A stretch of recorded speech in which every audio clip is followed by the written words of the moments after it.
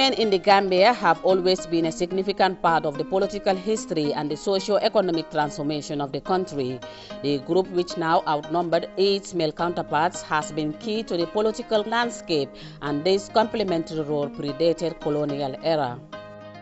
However, despite this indispensability in all fronts of nation building, few women attained positions of repute in pre-colonial, colonial, and decades after independence. This gender inferiority and inequality, typical to almost the world a century ago, have even women themselves accepting the role of second fiddle. Before independence, it was internal self-government, followed by full independence in 1965, 18 February. The last Governor General to govern this country, the white Governor General, was Sir John Warburton Paul. Sir John Warburton Paul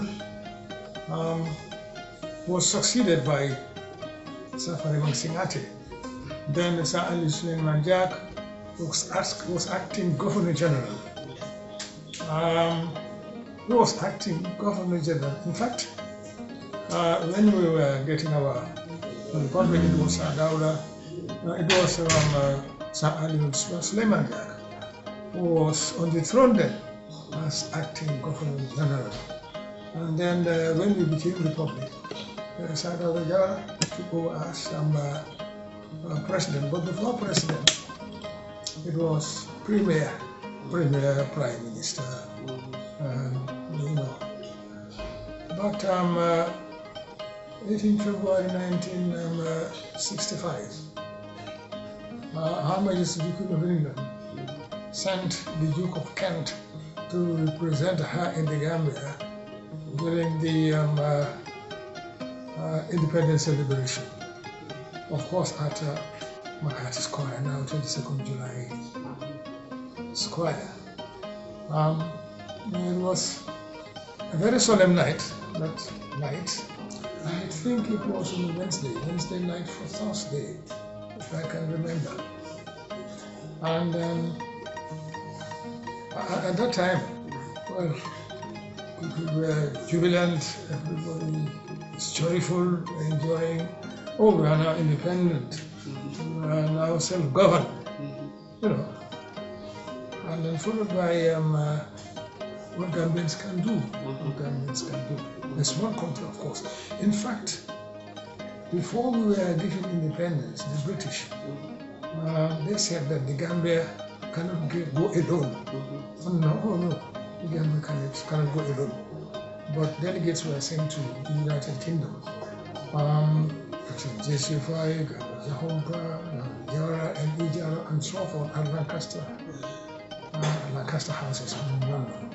But before that, United Nations experts were sent here to survey the Gambia, to see whether Gambia can stand on its own feet.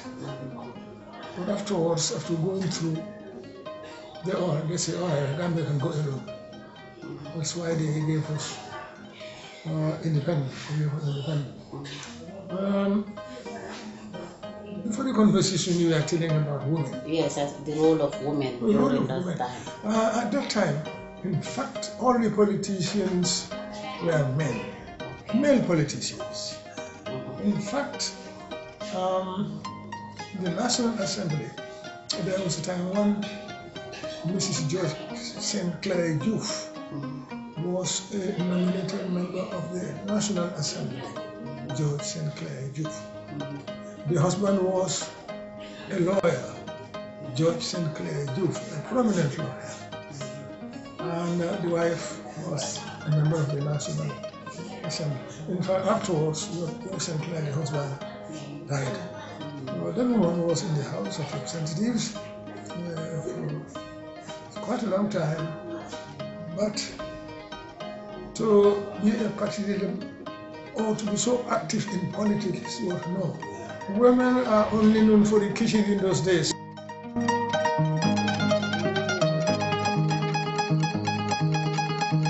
Musol la ko buka do ya abe santo le doro adu hani sini kata bi bila bambantal ɗum ɓe duwala banko e ta ñaato ron anin kayro jama musoɓe ɓe kontanɗi ɓeɗe sewoɓe kataña kottanti adnata kanan tari kemala kono kañinen ka biila bi ŋakkunu je ŋabbije omo ala tento balde kontanta bake.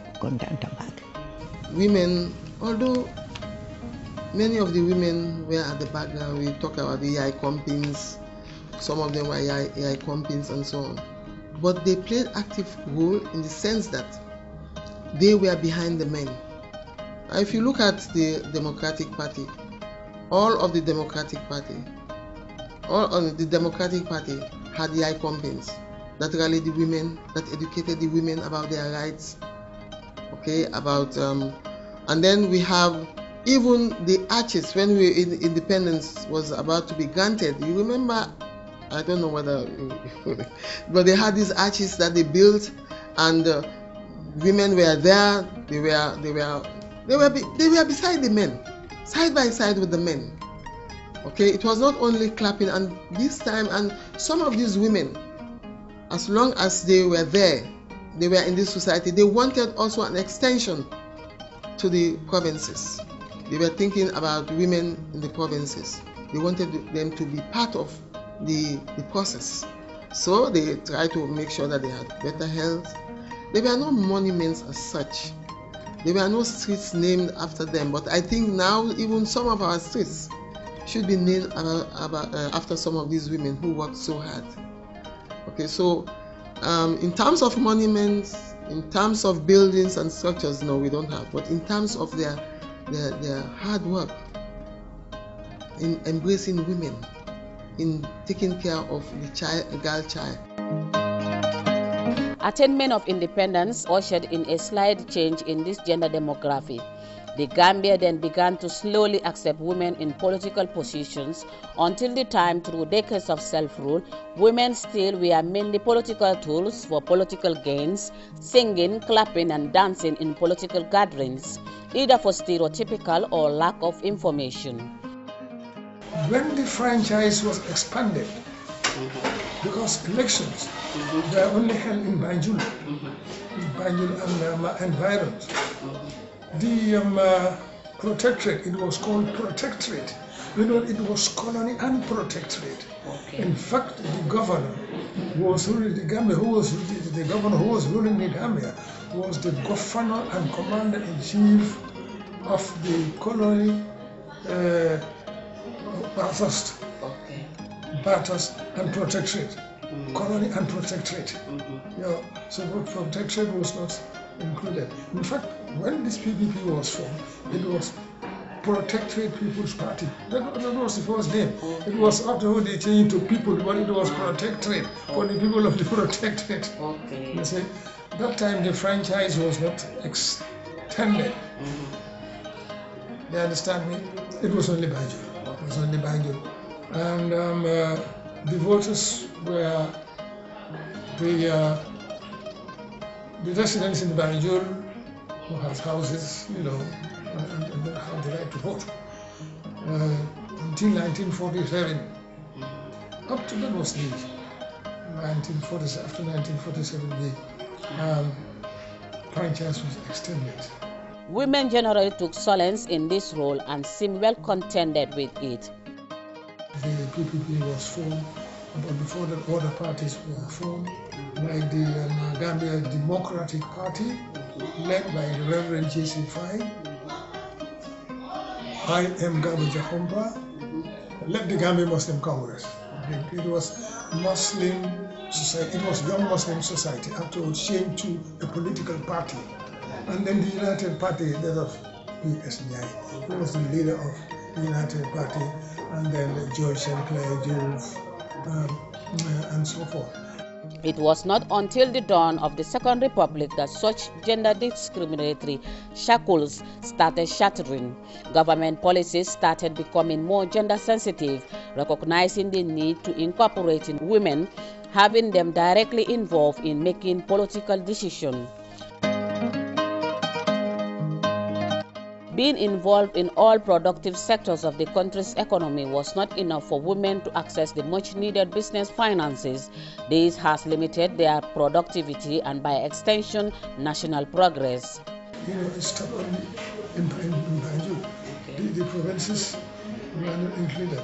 In fact, the Amity High School was built in 1925 up to 1927 and so forth. That school was built for the sons of chiefs.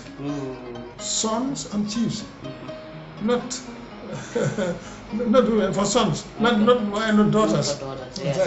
And that was for the interest of the colonial people, the governors, so that when their children go to school, they can communicate with them in English. That's why they built this school and named after Governor Armitage, Sir Armitage.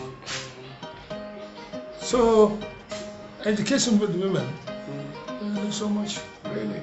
Really not much.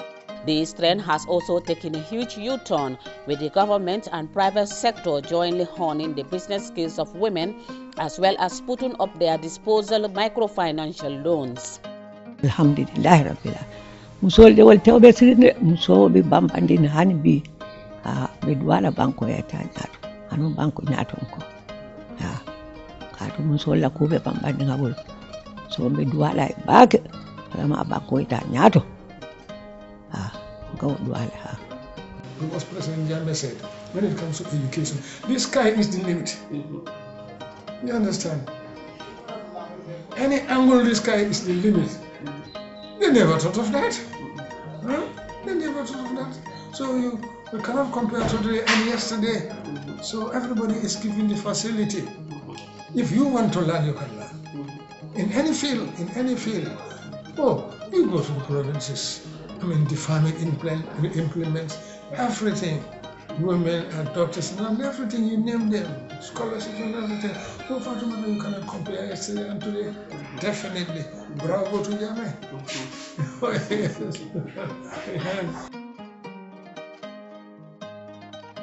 The overhauling of this century-long stereotype may prove an elaborate stunt to pull out totally, but current efforts together with change of attitude by women themselves will prove enormous in accomplishing the dream.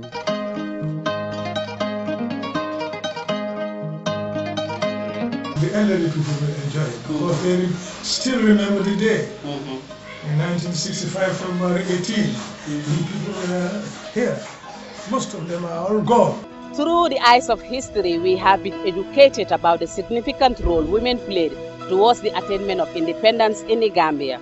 Just like the past, Gambian women are pushing harder in making sure that development is realized across all sectors of society. Happy Golden Jubilee to all Gambians.